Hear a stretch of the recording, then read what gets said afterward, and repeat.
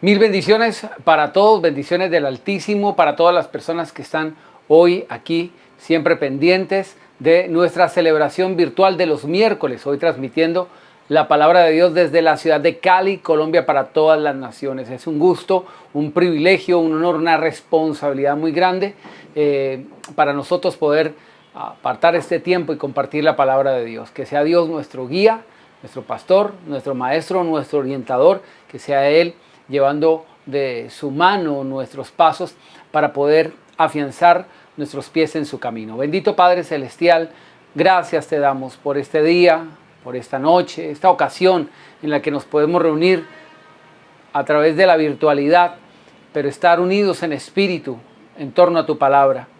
Reconocemos que tú dijiste, ya ustedes están limpios por la palabra que les he hablado. Oramos para que tu palabra nos limpie en esta ocasión. Limpia nuestras mentes, limpia nuestros corazones, nuestras almas, Señor, de nuestros propios conceptos, de todas aquellas cosas que pretendan ensuciar, Señor, la pureza de tu verdad. Oriéntanos, ayúdanos, Señor, a que recibamos con mansedumbre tu palabra y que podamos caminar en la rectitud de tu verdad. Eres tú, Señor, nuestro pastor y maestro. Háblanos y toma la dirección total y completa, Señor, de este estudio, en el nombre de Jesús. Amén y amén. Hoy, en la continuación de esta serie que le hemos denominado Reino y Sacerdocio Bendecido, vamos a retomar la lectura desde el libro de Números, en el capítulo 18, que es donde estábamos compartiendo la anterior entrega. Le pido por favor que me acompañe a Números capítulo 18 en el versículo 1. Dijo el Señor a Aarón: tú, tus hijos y tu casa paterna cargarán con el pecado del santuario, y tú y tus hijos cargarán con el pecado de su sacerdocio. Verso 2. Haz que también tus hermanos se acerquen a ti y se reúnan contigo, la tribu de Leví, la tribu de tu padre, y te servirán. Tú y tus hijos servirán delante del tabernáculo del testimonio. Harán lo que tú ordenes y cuidarán de todo el tabernáculo, pero no se acercarán a los utensilios santos ni al altar para que no mueran ellos y ustedes. Colaborarán pues contigo y desempeñarán el ministerio del tabernáculo de reunión, todo el servicio del tabernáculo, y ningún extraño se ha de acercar a ustedes. Verso 5.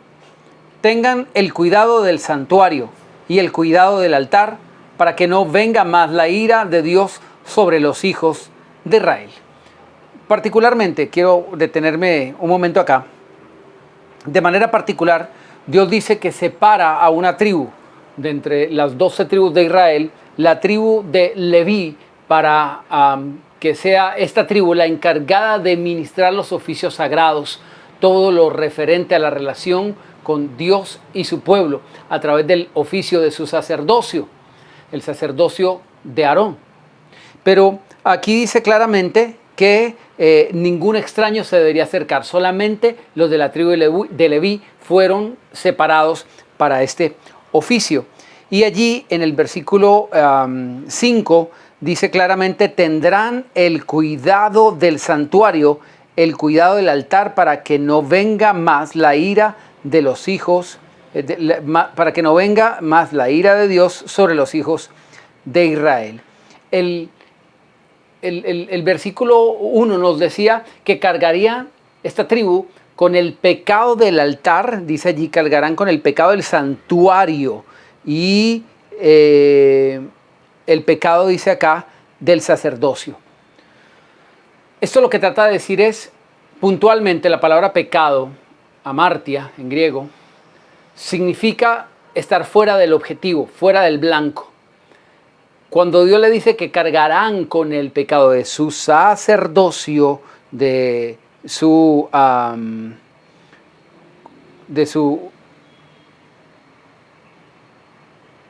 santuario, dice del santuario y del sacerdocio, Está diciendo, ustedes deben tener la responsabilidad de cuidar de que se haga todas las cosas conforme al objetivo establecido por Dios. Dar en el blanco, no amartia. Es decir, no pecar es no salirse de lo que Dios ha establecido.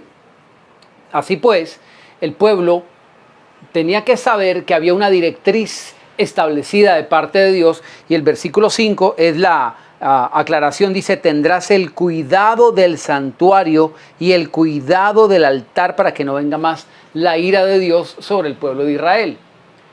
Está entonces en el cuidado que tengan los sacerdotes de lo sagrado, de hacer lo que se debe hacer con lo que Dios ha establecido, para que no venga la ira de Dios sobre el pueblo de Israel, sobre el pueblo de Dios de manera particular. Recuerde que en Malaquías Dios habla de una maldición sobre el pueblo por causa de que están deshonrando a Dios, no dándole el trato sagrado a las cosas sagradas. Ya de eso lo hemos hablado con suficiencia en otras entregas, pero aquí habla de una responsabilidad puntual. Ojo que esto es muy importante, porque Pablo le dice a Timoteo: ten cuidado de ti mismo y de la doctrina, porque haciendo esto te salvarás a ti mismo y a los que te escuchan. Te salvarás a ti mismo y a los que te escuchan. Sé que estos pasajes pueden resultar un poquito difíciles de comprender para algunas personas, porque cuando dice ten cuidado de ti mismo y de la doctrina, porque haciendo esto te salvarás a ti mismo, pareciera que estuviera diciendo que la salvación es por obras. La cuestión es que ya el Señor nos ha regalado su salvación, pero tenemos que permanecer en el camino de Dios, en la salvación, para no perderla. Y uno de los aspectos importantes que nos dice la Biblia para no perder la salvación es tener cuidado de la doctrina y de uno mismo. Particularmente para el ministro le dice: ten cuidado de la doctrina. ¿Por qué? Porque él es el encargado de dar la doctrina al pueblo de Dios, de darle la enseñanza de la palabra del Señor. Aquí le dice también: ten cuidado de ti mismo, porque una persona puede tener sana doctrina, pero si no tiene cuidado de sí mismo se puede perder. Pero peor aún, hay gente que descuida la doctrina y puede ser muy recto, muy íntegro, muy santo, pero se puede perder porque no tiene cuidado de la doctrina. Haciendo esto te salvarás a ti mismo y a los que te escuchen. Y permitirás la salvación de los que te escuchen, es lo que dice la Escritura. Esa es una responsabilidad de un ministro, de tener el cuidado de hacer lo que dice la palabra de Dios que hagamos. En Mateo capítulo 23, el Señor Jesús refrenda este concepto, hablando de los escribas y fariseos, cuando les dice que ellos eran hipócritas, y le dice que recorren cielo y tierra para hacer un prosélito. Un prosélito es un seguidor de ellos, un seguidor de su doctrina. La Biblia dice que ellos recorrían el cielo y la tierra, aparentemente algo muy noble, para buscar un seguidor del camino de la palabra de Dios. Pero el Señor Jesucristo aclara y dice: y cuando lo hayan, lo hacen 2 veces más hijo del infierno que ustedes. Y ni entran ustedes, ni dejan entrar a los que vienen llegando. Qué impresionante que personas que no conocen de Dios son alcanzados supuestamente con el mensaje del Evangelio. Digo supuestamente porque no son alcanzados con la sana doctrina. Muchas iglesias supuestamente cristianas hacen prosélitos, hacen seguidores, hacen discípulos, buscan ganar almas para Cristo. Pero lastimosamente, como lo vimos en la anterior entrega, la iglesia de la Odisea o de Pérgamo, estas iglesias tenían una particularidad, que a pesar de que Dios les hablaba, porque el Señor Jesús les enviaba un mensaje a estas iglesias, una tenía nombre de que vive y estaba muerta. Una iglesia muerta, ¿usted puede entender eso? O sea, no tenían vida eterna permanente en ellos, como lo dice la palabra de Dios. No tiene vida eterna permanente en él, dice Primera de Juan. El que no ama a su hermano es homicida y no tiene vida eterna permanente en él. Es decir, está perdido, aunque está en una iglesia. La iglesia de la Odisea también estaba viviendo una situación particular. El Señor Jesús dice, porque eres tibio, te vomitaré de mi boca. Y ya hacíamos énfasis en lo que significa vomitarle de la boca. Es sacarle, expulsarle del cuerpo. La iglesia es el cuerpo de Cristo, pero dice, te voy a expulsar de mi cuerpo de la peor manera, te voy a vomitar. Personas que están en iglesia, pero que no están viviendo en conformidad con lo que Dios establece en su palabra. Haciendo esto te salvarás a ti mismo y a los que te escuchen. Un ministro puede hacer perder a la gente que lo escuche. Y la gente que está escuchando eso se está perdiendo sencillamente porque está prestando atención a enseñanzas que los apartan de la verdad. La Biblia, por muchos pasajes, dice justamente que al final de los tiempos muchos tendrán comezón de oír, que apartarán de la verdad el oído, que se volverán a los cuentos, a las historietas, a las fábulas, etcétera, etcétera. El Señor Jesús dice que cuando alcanzan a uno de estos seguidores, lo hacen 2 veces más hijos del infierno que ellos mismos. ¿Por qué? Porque no son responsables de guardar el mensaje de la palabra de Dios tal como le ha sido transmitido. Así el sacerdote le decía, tú eres responsable y tienes que tener cuidado de esto. Por eso también dice Colosenses, no se hagan maestros muchos de ustedes porque recibirán mayor condenación. Hay mucha gente que quiere hacerse pastor, que quiere hacerse maestro y no tienen ni idea ni conocimiento de la palabra de Dios y piensan que ser pastor sencillamente es tener gente congregada. Las sectas tienen gente congregada y Dios no llena esos lugares, créame que no. Porque no es el carisma, no es una capacidad de elocuencia lo que distingue el servicio, el ministerio. Pablo mismo decía que él era torpe o tosco en la palabra. El Espíritu de Dios, dice la palabra de Dios, que es el que nos da los dones para ser ministros, los domatas, dones de autoridad, apóstoles, profetas, evangelistas, pastores y maestros. Y que él reparte los dones como él quiere, como a él le place. No es que unas personas sean hechas ministros o pastores porque se graduaron de un instituto bíblico o de un instituto teológico. Eso no es así. Continúo la lectura después del versículo 6.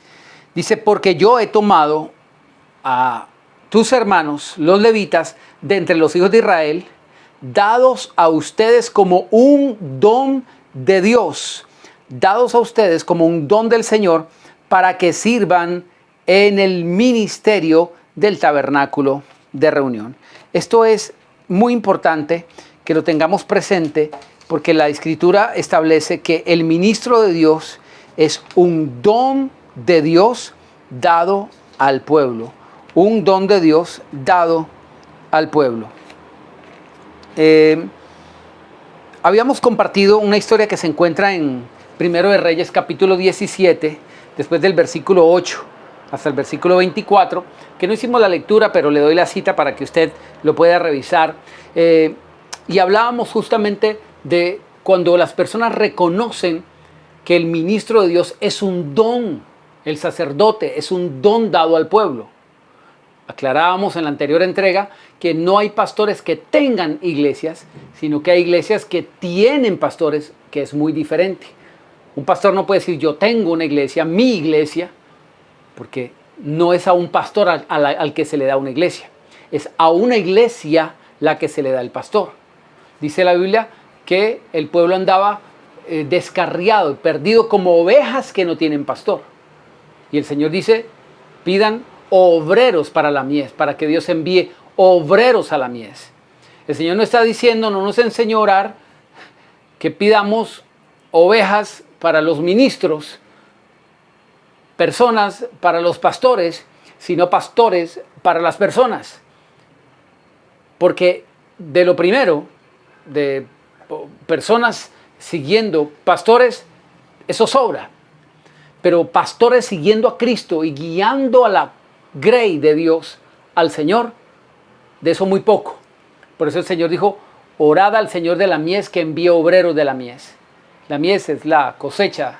Y Dios lo que nos pide, nos orienta, nos enseña es que debemos pedir por ministros, por pastores conforme al corazón de Dios que ministren la palabra de Dios. En esta historia de de Primero de Reyes, Dios le dice a Elías que le ha dado orden, no una sugerencia, no una invitación a su voluntad, no. La Biblia dice que en ese tiempo había una gran hambruna.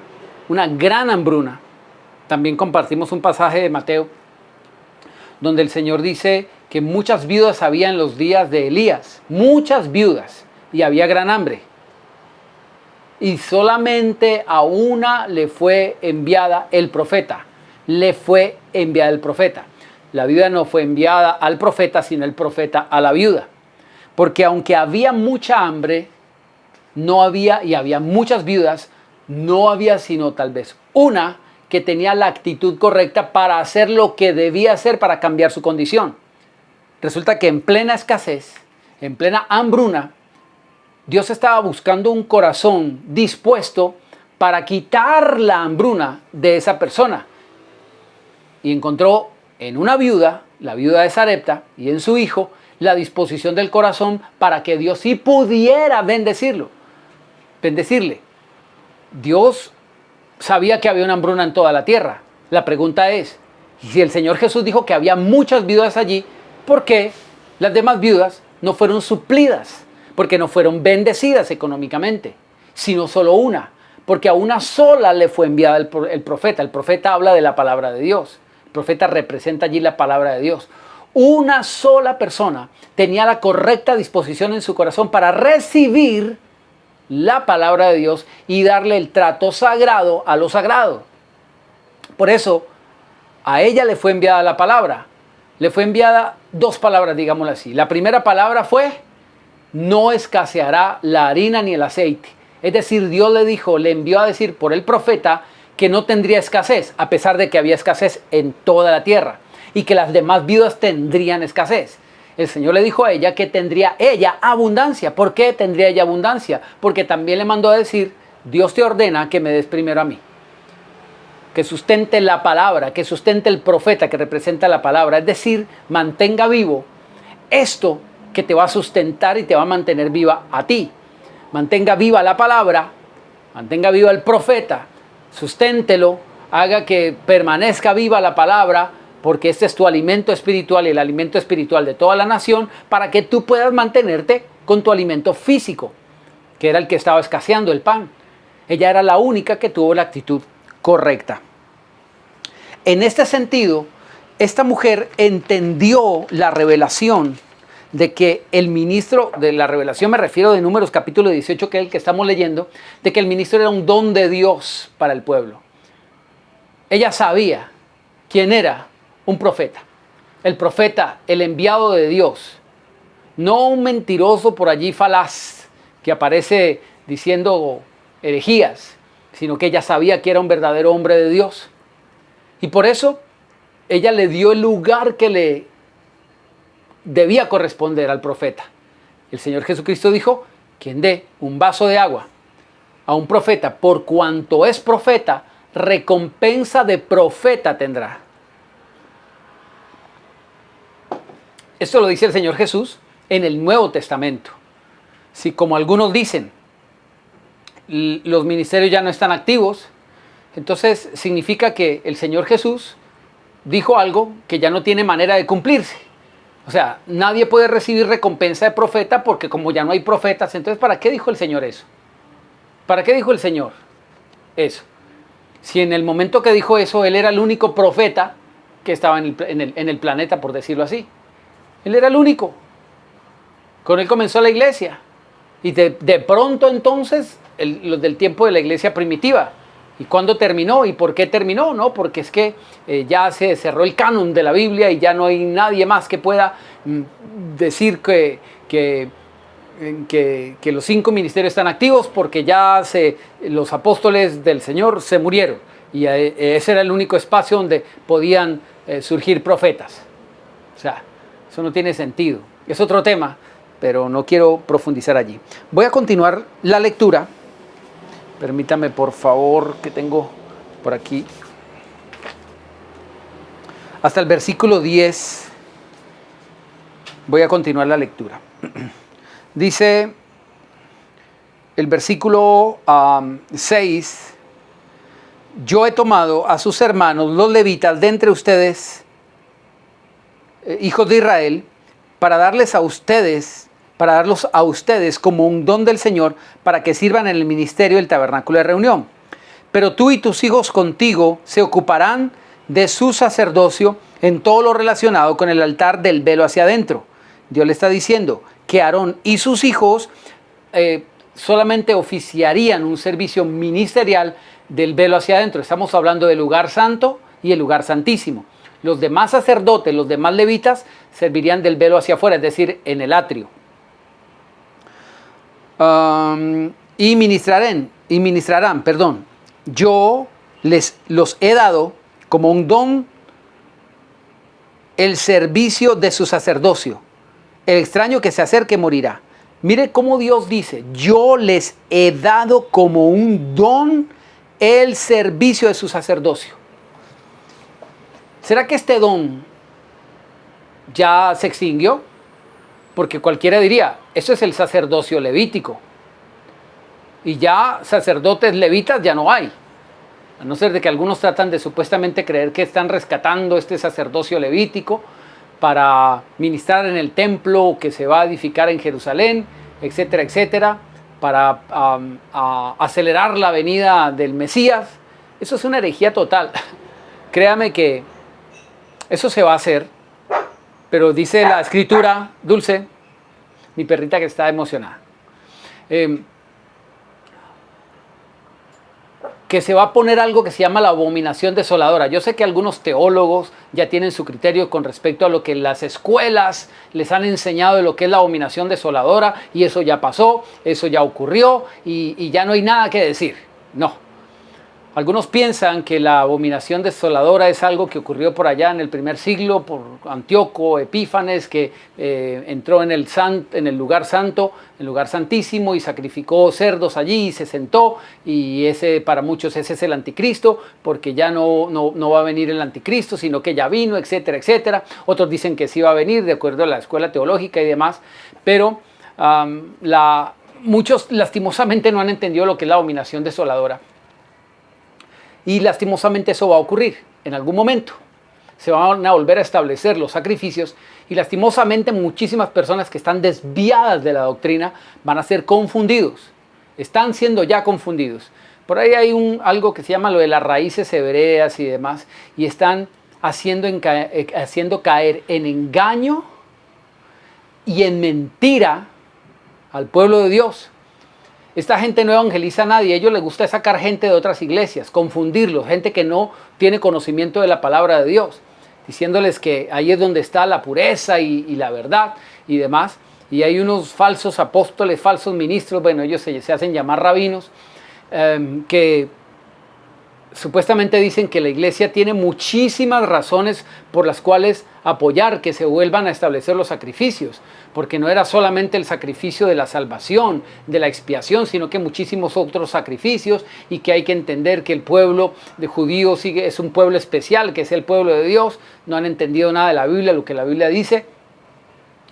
Y tenemos otros estudios en este mismo canal que usted puede visitar y puede analizar. Por ahí tenemos un mensaje que se llama El Israel de Dios, para que analicemos un poquito lo que dice la Escritura respecto a esto, porque muchísimas personas están confundidas siguiendo una doctrina equivocada que está siendo auspiciada por un lobby sionista antibíblico completamente. Las personas lastimosamente se han dejado arrastrar por este tipo de pensamientos, porque el sionismo ha permeado los seminarios bíblicos del mundo entero. Bueno, los principales, y de ahí como una ramificación, la gente siguió repitiendo y repitiendo y repitiendo lo que creen que es la sana doctrina. Lastimosamente con doctrinas que han aparecido, y yo diría que casi hace muy poco, relativamente hace poco, por allá 1800 y pico, con John Darby, que trató de establecer esta doctrina del dispensacionalismo, y que Israel es el pueblo escogido de Dios, los judíos particularmente, y hace una diferenciación entre el pueblo de Israel y entre el pueblo gentil de la iglesia y demás, y confunden a las personas. No quiero meterme mucho allí, pero lastimosamente, muchísimas personas piensan que el sacerdocio se ha terminado y se ha acabado, porque el sacerdocio levítico finalizó su tiempo. Muchos piensan que entonces ya no hay sacerdocio en la tierra, que ya no existe un sacerdocio. Y vamos a ver si es así. Porque dice la Escritura en Apocalipsis 1:6 que Él nos hizo para nuestro Señor reyes y sacerdotes. Por eso se llama este tiempo de estudio bíblico con ese término, reino y sacerdocio bendecido. Hay un sacerdocio que no es solamente nominal, no es solamente de nombre, sino de función real que el Señor ha establecido. Cuando dice la Biblia que el Señor nos ha hecho reyes y sacerdotes del Señor, nos ha hecho sacerdotes no simplemente por darnos un título, eso no es un título, es un oficio que está vigente actualmente y que evidentemente no es un oficio sacerdotal con respecto al orden del sacerdocio de Aarón. Siga con nosotros en estas siguientes entregas porque empezaremos a ver cuál es ese sacerdocio, cómo funciona, si está evidentemente vigente al día de hoy. Entonces, le dice claramente en el versículo 7, ministrarán, yo les he dado como un don el servicio de su sacerdocio. Este sacerdocio que está hoy vigente es un don del cielo, de Dios, aún hasta el día de hoy. No estoy hablando del sacerdocio arónico, del orden de Aarón. Y el extraño que se acerque morirá. Versículo 8. El Señor dijo a Aarón, yo te he dado también el cuidado de mis ofrendas. Esto es importante tenerlo en cuenta porque el sacerdocio de Aarón, vamos a empezar a meternos un poquito ya, a profundizar. La Biblia dice que estas formas de ministración que se daban en el Antiguo Testamento son una sombra de lo que había de venir. No de lo que va a venir, sino de lo que estamos experimentando hoy como iglesia. Son figuras de algo que se ha implantado desde la resurrección del Señor Jesucristo, particularmente. Bueno, desde que comenzó su ministerio. Cuando comenzó su ministerio, con su bautizo, se selló algo que luego lo veremos a profundidad, que justamente dio apertura ahora ya no a las sombras del sacerdocio levítico, sino al orden mismo o a la imagen misma de las cosas que la Biblia llama que son las cosas celestiales, de un orden celestial. Voy a dejar hasta allí y luego continuaremos profundizando en esto porque es un tema un poco más detallado, más profundo, que no puedo abordarlo aquí porque si no, no puedo seguir en lo que tenemos preparado para el día de hoy. Pero créame que profundizaremos lo que significa esa continuidad de ese sacerdocio, la imagen misma de lo que hoy estamos palpando o viviendo o experimentando. Pero que nos baste con entender que el Señor dice que ese sacerdocio Dios le ha dado en su cuidado, en la administración de ese servicio, el cuidado de las ofrendas. En el Antiguo Testamento, en el sacerdocio arónico, tenían las ofrendas, los levitas tenían bajo su cuidado las ofrendas que el pueblo de Dios presentaba. Las ofrendas son todas aquellas manifestaciones de entrega, de obediencia, de entrega y obediencia de lo que Dios estaba pidiendo. Allí están incluidos los diezmos, las primicias y ofrendas votivas y todo el tipo de ofrendas que se presentaban en el Antiguo Testamento. Ofrenda es un ofrecimiento. El diezmo y todas las clases de ofrecimientos que se daban en el Antiguo Testamento están incluidos como la manera por la cual el pueblo rendía honra, adoración, reconocimiento, temor y obediencia al Señor. ¿Ok? Ahora sigo leyendo. Todas las cosas consagradas de los hijos de Israel te las he dado a ti y a tus hijos en virtud de la unción por estatuto perpetuo. Me he tomado un poquito llegar hasta aquí, hasta este momento, y aquí fue donde quedamos en la última entrega. Y esta palabra estatuto perpetuo tenemos que comprenderla. Cuando la Biblia nos habla de un estatuto perpetuo, tenemos que prestarle atención porque es la palabra de Dios. Dios mismo está hablando aquí. Un estatuto perpetuo es un estatuto perpetuo. Dios le dice a Aarón que le da el cuidado de las ofrendas por un estatuto perpetuo, pero no porque comience el cuidado de las ofrendas desde el sacerdocio de Aarón, sino que viene desde mucho antes. Luego lo veremos, no se preocupe, ya entraremos a hablar de eso. ¿Y por qué Dios le dice que es un estatuto perpetuo el encargo de las ofrendas, particularmente al sacerdocio de Aarón? ¿Por qué? Porque va a perdurar, se va a mantener en el tiempo. La Biblia dice que el sacerdocio arónico terminó, finalizó. Dice la Biblia, cambiado la ley, es necesario también haber cambiado el sacerdocio. Ojo con esto, no dice finiquitado el sacerdocio, sino cambiado. Eso es importante y ya lo veremos. Ahora, Dios le dio al sacerdocio arónico, al sacerdocio que venía de Aarón, el que estaba aquí en la tierra, el que Dios escogió a los levitas, le dio un cuidado de las ofrendas que era algo que ya estaba establecido desde antes de que el mismo sacerdote Aarón existiera. Y evidentemente y todos los levitas y todos los sacerdotes. Luego lo veremos. Este cuidado es algo excepcional que el sacerdocio levítico tuvo como privilegio de administrar aquí en la tierra, porque esto es un privilegio de naturaleza celestial, de algo que viene de un orden más elevado, más arriba. Por eso dice que es estatuto perpetuo, porque el sacerdocio de Aarón se terminó, finalizó. ¿Para qué? Para darle lugar a un sacerdocio superior. Luego hablaremos de ese sacerdocio. Y evidentemente, Dios le dice, el cuidado de las ofrendas es un estatuto perpetuo. Si el sacerdocio de Aarón finalizó, entonces el mandamiento ya deja de ser perdurable en el tiempo y va a ser finito porque el sacerdocio terminó, entonces el mandamiento también termina. No, él dice esto será un estatuto perpetuo, que aunque se termine el sacerdocio, porque ese sacerdocio no es perpetuo, no obstante el mandamiento que Dios le da, el cuidado de las ofrendas, sigue permaneciendo, sigue siendo perpetuo, se prolonga en el tiempo, trasciende el tiempo porque no es de este orden terrenal del sacerdocio de Aarón, es de un orden superior, ya lo veremos.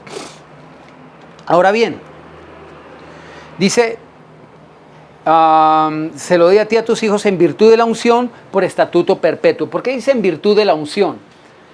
Porque Dios escogió, eso significa la unción. Unción literalmente significa untar con aceite. Los reyes, los sacerdotes, los profetas eran ungidos, eran untados con aceite como una demostración de que habían sido separados por Dios, que Dios los había tomado para un oficio, los había separado o asignado en un oficio. La Biblia dice que este cuidado de las ofrendas es algo perpetuo, dice en virtud de la unción, es decir, de que hayan sido escogidos.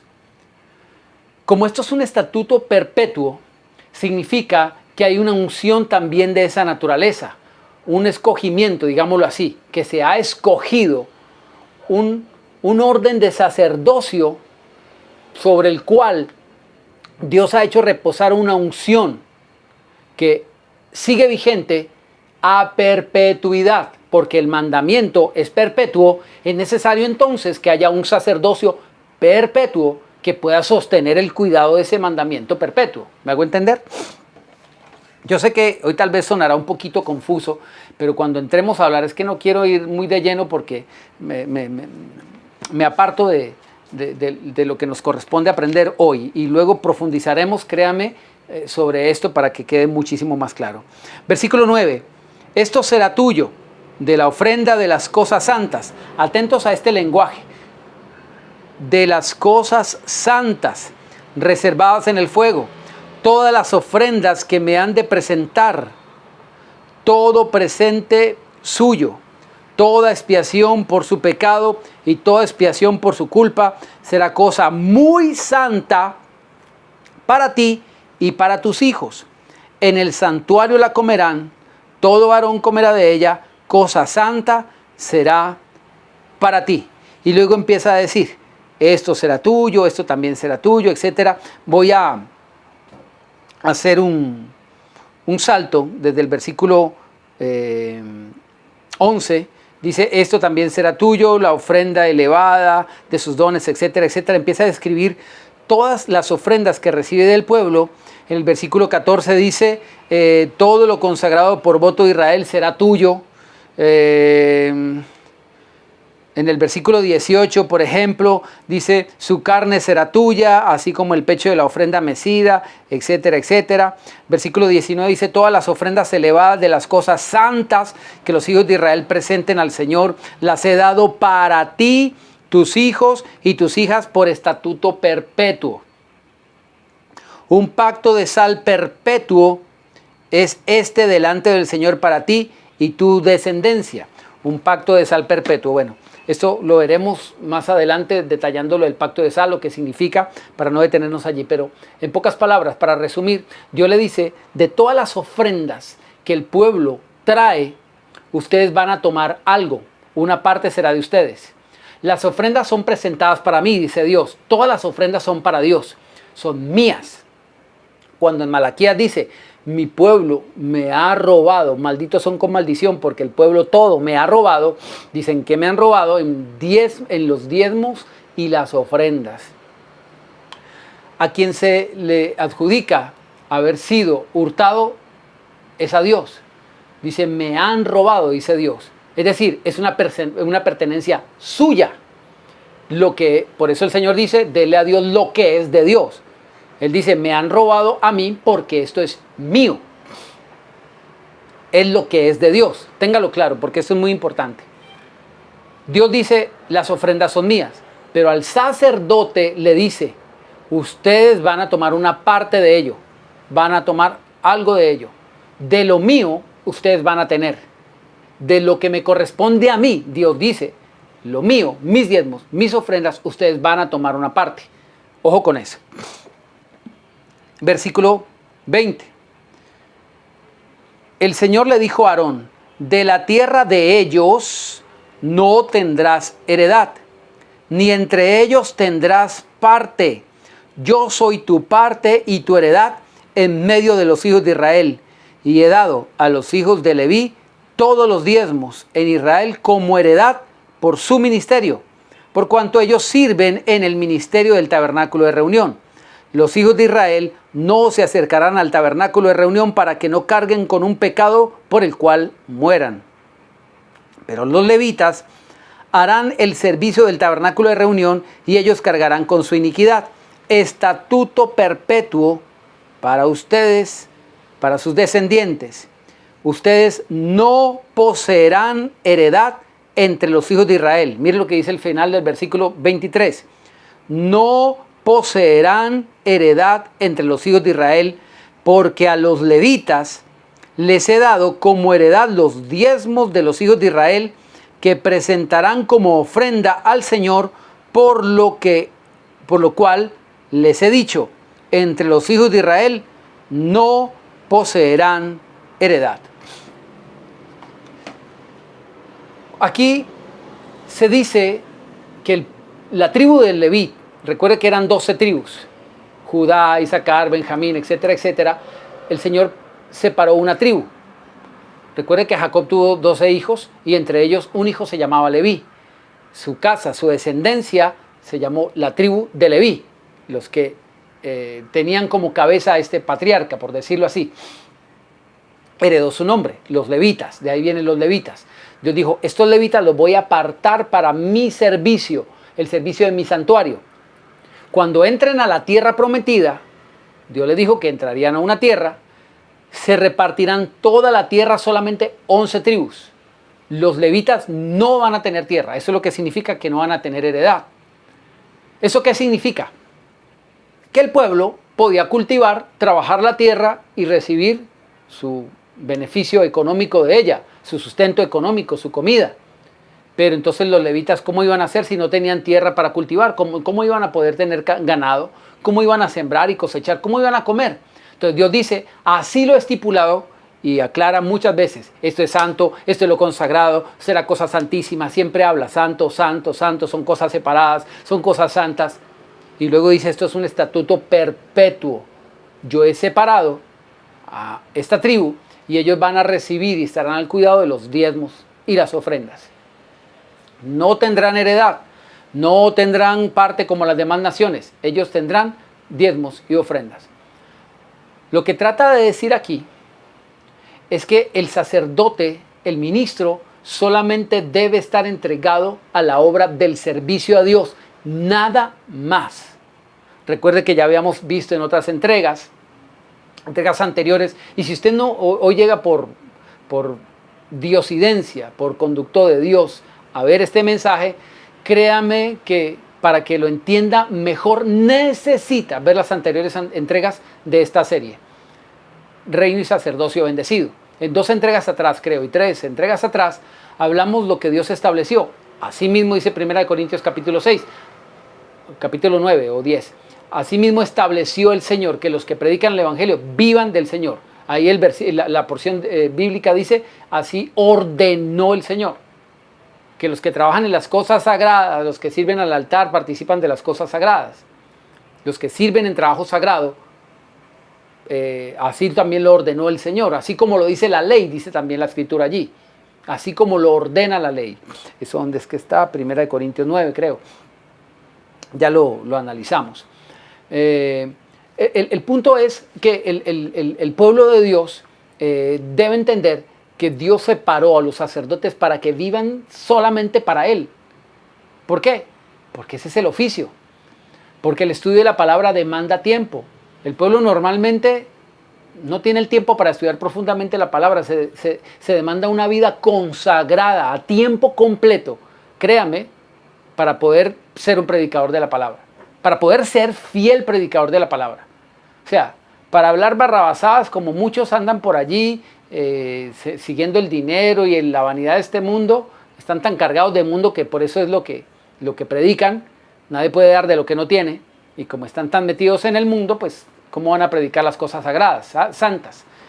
Para ser un fiel ministro de Cristo, así lo decía en el Nuevo Testamento también, hay que estar enteramente entregados al servicio de la palabra de Dios. Así lo vimos con Pablo. Cuando algunos dicen que Pablo trabajaba, ya vimos que no. Él solamente lo hizo durante un tiempo, cuando estaba visitando las regiones de Acaya, particularmente los Corintios.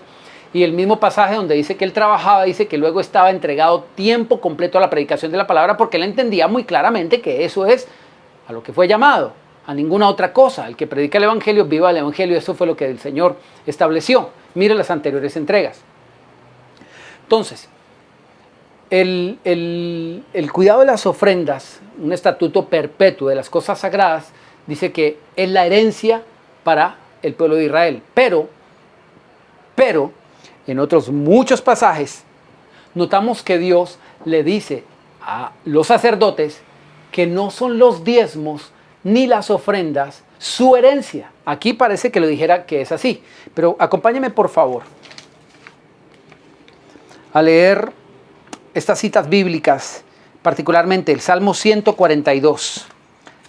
Salmo 142, en el versículo 5.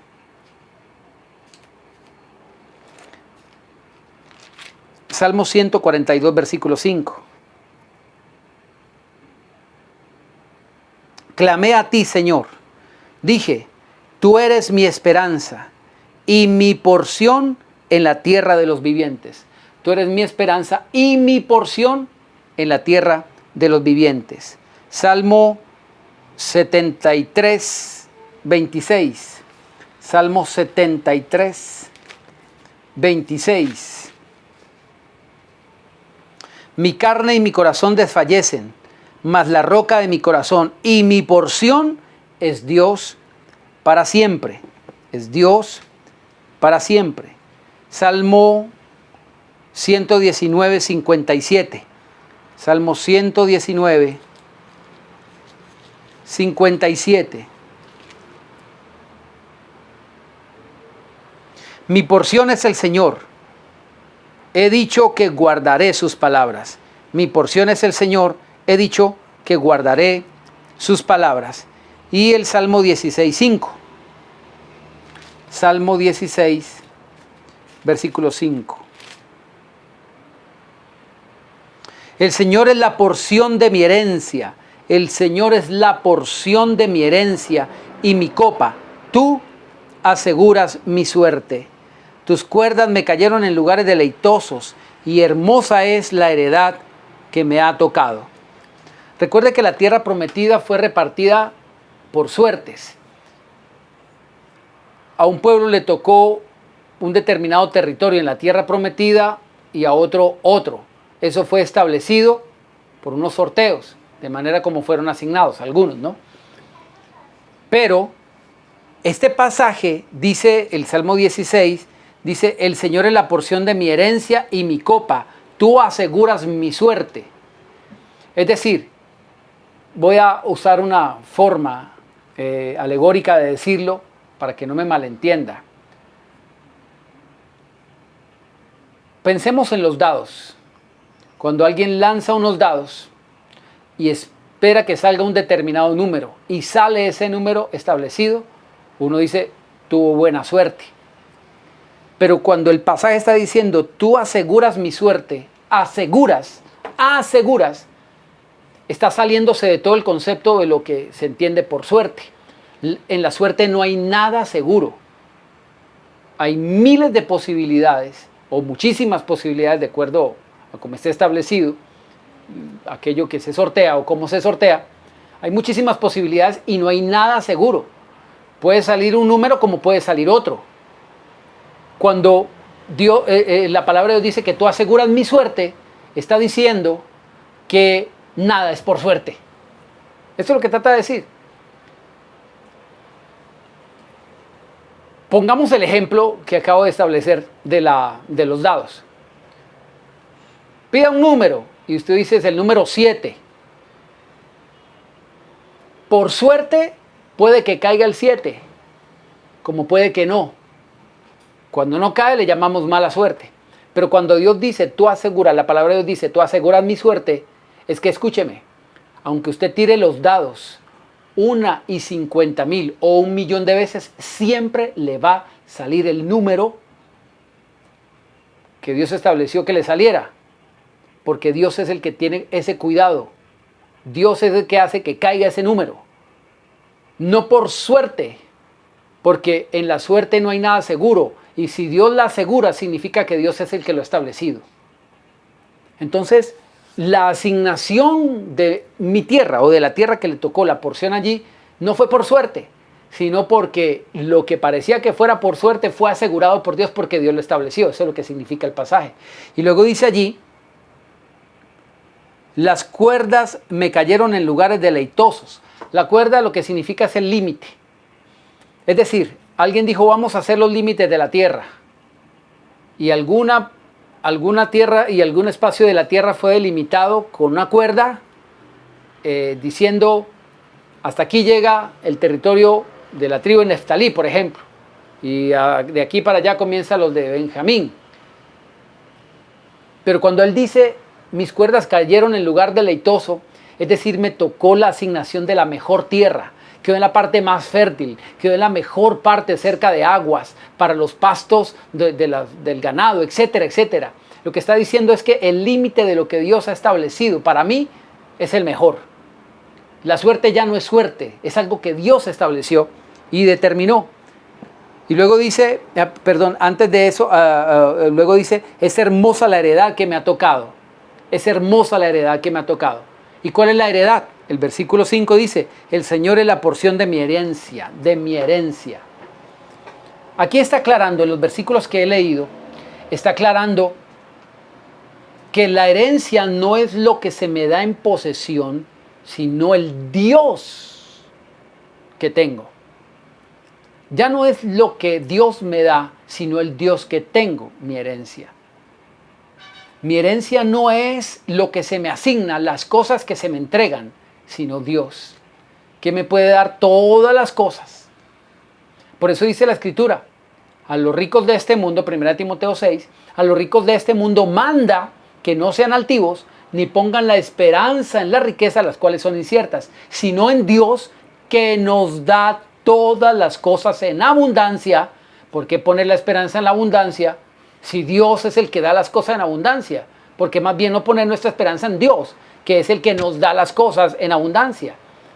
Entonces, si yo me pongo a esperanzarme en la abundancia, me estoy esperanzando en las cosas.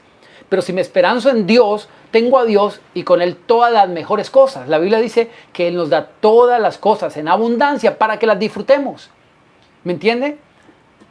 Por eso es que la Biblia dice claramente que el pueblo de los levitas, que Leví, no tendría herencia con los demás, no tendrían territorio. ¿Por qué? Porque Dios dice, yo soy su herencia. Allí dice sus diezmos, los diezmos, las ofrendas les han sido dados como herencia, pero ya veremos otros pasajes que nos ayude con el tiempo. Bueno, ha venido corriendo más el tiempo. Veremos cómo es realmente Dios su porción. Veremos que Dios dice, yo soy su herencia. Ahorita leeremos esos pasajes. Pero entendámoslo de esta forma.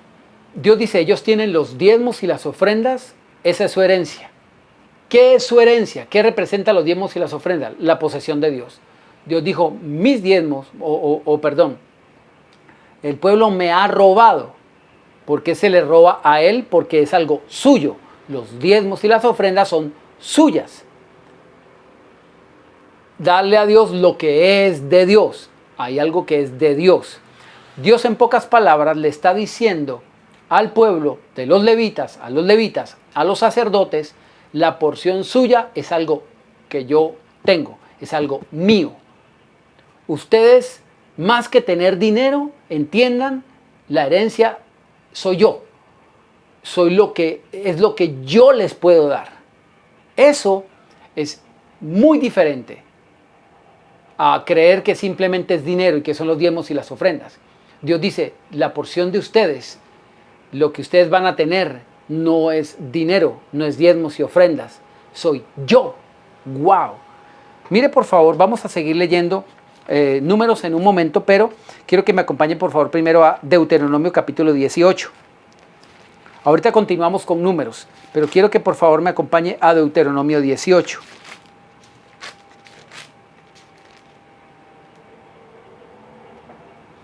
Versículo 1.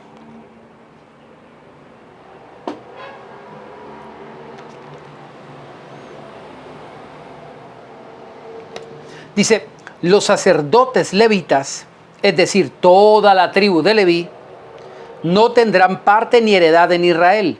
De las ofrendas quemadas al Señor y de la heredad de Él comerán. De la heredad de Él, escuche. No tendrán pues heredad entre sus hermanos. El Señor es su heredad, como Él les ha dicho. ¿Se da cuenta? No eran los diezmos, no eran las ofrendas. Dios dice, en los diezmos y en las ofrendas está representada mi persona, mi honra. Por eso en Malaquías, y ya habíamos hablado de esto, Él dice, si yo soy padre, ¿dónde está mi honra? Si yo soy Señor, ¿dónde está mi temor? ¿Por qué me presentan esas cosas malas que ustedes tienen? Dios está diciendo, lo que ustedes me presentan como diezmos y como ofrenda, está mostrando la honra y el temor que ustedes me tienen. Y estaban presentando lo peor, por eso decía, maldito el que engaña, el que teniendo machos cabríos lo mejor en su ganado, sacrifica a Dios lo peor, lo dañado. Entonces está diciendo, ustedes me están desconociendo por la manera como me están supuestamente honrando. Me están presentando lo peor y yo no soy lo peor. Yo no voy a aceptar eso. Él trata de ser pedagógico con nosotros para que asimilemos en nuestra mente, así como cuando el Señor en el Antiguo Testamento habló de la sangre. Yo sé que hay cristianos que tienen problema con esto de comer sangre y demás porque la Biblia dice que la sangre está la vida, pero muchos no han entendido el por qué Dios dijo eso. Dios quería que ellos entendieran y de manera pedagógica para que se metieran en la cabeza siempre que vieran un sacrificio, un derramamiento de sangre, ellos entendieran que para poder quitar un pecado, una falta, se tenía que derramar sangre.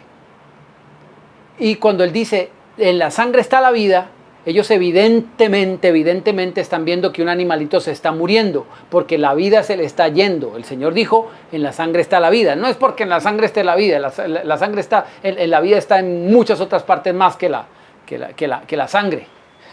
Créame que hay gente que tiene sangre en el cuerpo, pero tiene muerte cerebral.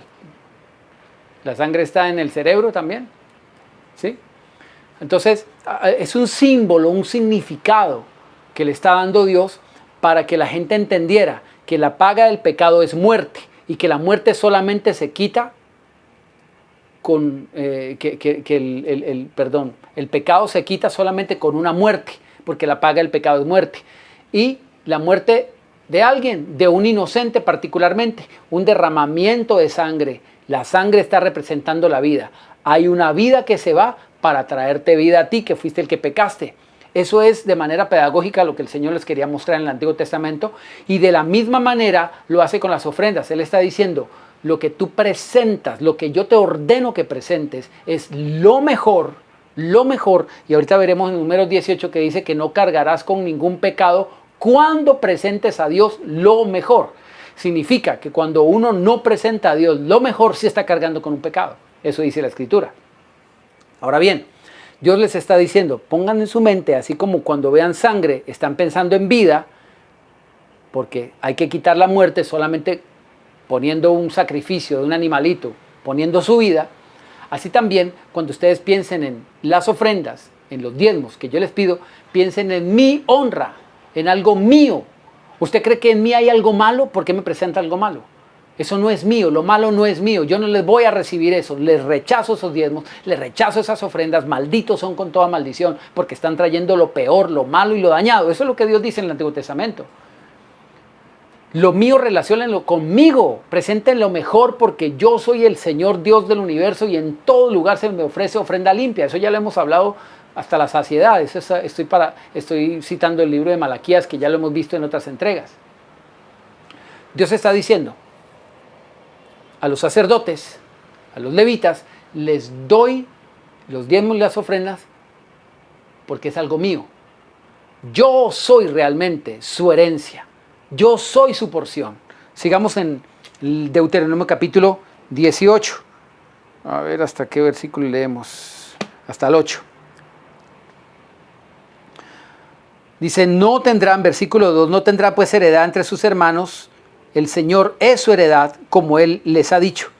Este será el derecho de los sacerdotes sobre aquellos del pueblo que ofrezcan en sacrificio un buey o un cordero. Darán al sacerdote la pierna, las quijadas, el cuajar, las primicias de tu grano, de tu vino, de tu aceite, las primicias de la lana de tus ovejas le darás. Porque a Él ha escogido el Señor tu Dios de entre todas tus tribus, para que Él y sus hijos ministren en el nombre del Señor para siempre. Ojo con eso. Por eso hablaba de estatuto perpetuo. Luego hablaremos un poquito de ese sacerdocio. Verso 6. Cuando salga un levita de cualquiera de las ciudades de Israel donde haya vivido y vaya con todo el deseo de su alma al lugar que el Señor escoja, ministrará en el nombre del Señor su Dios con todos sus hermanos los levitas que estén allí delante del Señor. Igual ración a la de los otros comerá, además de sus patrimonios. Aquí está hablando de la porción que le corresponde a los levitas, porque Dios es su porción. Volvamos a Números 18. Números 18, versículo 20. El Señor le dijo a Aarón, de la tierra de ellos no tomarás heredad, ni entre ellos tendrás parte, porque yo soy tu parte, yo soy tu heredad. Yo soy tu parte, yo soy tu heredad. Aclara Dios. No se centre que son los diezmos y la ofrenda. No, yo soy su porción, yo soy su vida, yo soy su sustento. Dios le está diciendo, mire lo que es un sacerdocio, entiéndalo por favor. Es un privilegio, es un honor, es un don de Dios al cielo. Y el sacerdote tiene que entenderlo, el ministro tiene que entenderlo. Dios dice, ustedes deben comprender que el sustento de su vida no es la comida, soy yo. Yo quiero que respiren a Dios todo el tiempo, quiero que piensen en Dios todo el tiempo, quiero que transpiren por mí todo el tiempo, que vivan por mí y para mí, solo yo y yo y yo y yo y nada del mundo. No son como las demás tribus, no son como los demás, solo yo, solo yo. El que es apartado para Dios es porque Dios lo ha apartado para que solo viva por Él y para Él, nada más, ni por dinero. No por dinero, sino para Él, solamente para Él. Entonces trabajen gratis, que Dios le pague, pastor. No, pues Dios mismo estableció esto justamente para que el pueblo entienda. Yo he puesto un don para la iglesia, he puesto un don para que ellos solamente vivan para mí, que estén bien en todo sentido, porque solo me sirven a mí, me aman a mí, y yo voy a bendecir y prosperar al pueblo por causa de eso. Mire y verá lo que sigue diciendo. Yo he dado a los hijos de Leví todos los diezmos en Israel como heredad por su ministerio, por cuanto ellos sirven en el ministerio del tabernáculo de reunión. Los hijos de Israel no se acercarán al tabernáculo de reunión para que no carguen con ningún pecado por el cual mueran. Verso 23, pero los levitas harán el servicio del tabernáculo de reunión y ellos cargarán con su iniquidad. Estatuto perpetuo para sus descendientes. No poseerán heredad entre los hijos de Israel. Verso 24, porque a los levitas les he dado como heredad los diezmos de los hijos de Israel, que presentarán como ofrenda al Señor, por lo cual les he dicho, entre los hijos de Israel no poseerán heredad. Verso 25, el Señor dijo a Moisés, hablarás a los levitas y les dirás, cuando tomen los diezmos de los hijos de Israel, que les he dado como su heredad, ustedes presentarán de ello como ofrenda mecida al Señor el diezmo de los diezmos. Verso 27, se les contará su ofrenda como grano de la era, como producto del lagar, así presentarán también su ofrenda al Señor de todos los diezmos que reciban de los hijos de Israel. Se la darán al sacerdote Aarón como ofrenda reservada al Señor. De todos los dones que reciban, reservarán la ofrenda al Señor. De todo lo mejor, escuche, de todo lo mejor de ellos separarán la porción que ha de ser consagrada. También les dirás, cuando hayan separado lo mejor de los dones que les será contado a los levitas como producto de la era y como producto del lagar, lo comerán en cualquier lugar, ustedes y sus familias, pues es su remuneración por su ministerio en el tabernáculo de reunión. Ojo, verso 32. No cargarán con ningún pecado cuando aprendan a presentar a Dios lo mejor. Así no contaminarán las cosas santas de los hijos de Israel y no morirán. Por esto es que el Señor reprende a los levitas en Malaquías. Porque Dios les dijo, separen lo mejor, siempre traigan lo mejor para que no incurran en ningún pecado y no venga ninguna maldición. Bueno, hasta aquí pudimos compartir. Créame que pensé que íbamos a poder avanzar mucho más, pero lo que viene es súper importante. Así que no se pierdan ninguna de estas entregas, porque vamos a ver cómo Dios le enseña al pueblo a honrar el nombre de Dios, no solo de palabras, sino con hechos. Dios estableció un sistema, permítame llamarlo así, de bendición y favor, que es retributivo en la propia persona. Es decir, cuando el Señor dijo, haz a los demás lo que quieras que hagan contigo, eso está establecido desde el Antiguo Testamento, porque ni siquiera viene del Antiguo Testamento, ni siquiera está en la ley. Es una ley suprema que viene del cielo. Dios dice, yo los voy a bendecir a ustedes como pueblo cuando ustedes bendigan a mis sacerdotes. Cuando ustedes puedan dar lo mejor, créanme que de mi parte ustedes me pueden probar y yo les voy a abrir las ventanas de los cielos, porque ustedes tienen que reconocer que hay un don que yo les he dado para que su alma permanezca delante de mí, para que no se pierdan, porque como hay muchos falsos maestros, en Mateo capítulo 23, el Señor mismo dijo, en la cátedra de Moisés se han sentado escribas y fariseos. Lo que está diciendo es que en la enseñanza de la palabra de Dios hay gente falsa que se ha sentado sobre la palabra de Dios y no les importa pasar por encima de la palabra, no tienen temor de Dios, andan diciendo así dice el Señor, y son una parrandada de mentirosos muchos que no temen a Dios y que no temen caminar en la verdad y simplemente quieren hacer mercadería de la gente. Eso dice la Escritura, que con palabras fingidas apartarán de la verdad el oído. Y que cuando los hacen a los seguidores, los hacen 2 veces hijos del infierno más que ellos mismos. Pero un ministro de Dios, un verdadero ministro de Dios, es un don de Dios para que tu alma no se pierda, no te vayas al infierno. Y no solamente eso, sino que también puedas recibir bendición aquí en la tierra. También, porque así Dios lo estipuló, para que el reino de Dios sea dado a conocer. Por eso dice la palabra de Dios, que cuando Dios lo hace y los bendice, nos bendice, dice, y todas las naciones los llamarán bienaventurados.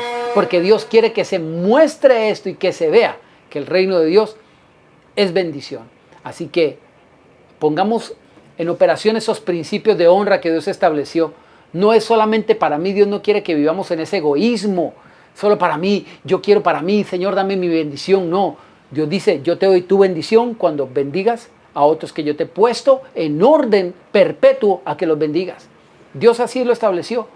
Bendice el privilegio y el don que Dios te ha dado, así como lo hizo la viuda de Sarepta de Sidón, estableció en su corazón honrar a Dios y darle a lo sagrado el trato que le corresponde a lo sagrado, y recibió una palabra única que muchas otras viudas no pudieron recibir en tiempo de escasez, y eran viudas y había hambruna. Dios le dijo solamente a ella, no escaseará, porque ella tuvo en su corazón la disposición de recibir la primera palabra. Dame a mí primero, de esa torta que tú vas a hacer, dame a mí. Haz lo que tienes que hacer, lo que Dios establece, y Dios hará lo que Él ha prometido darte. Que el Señor les continúe bendiciendo.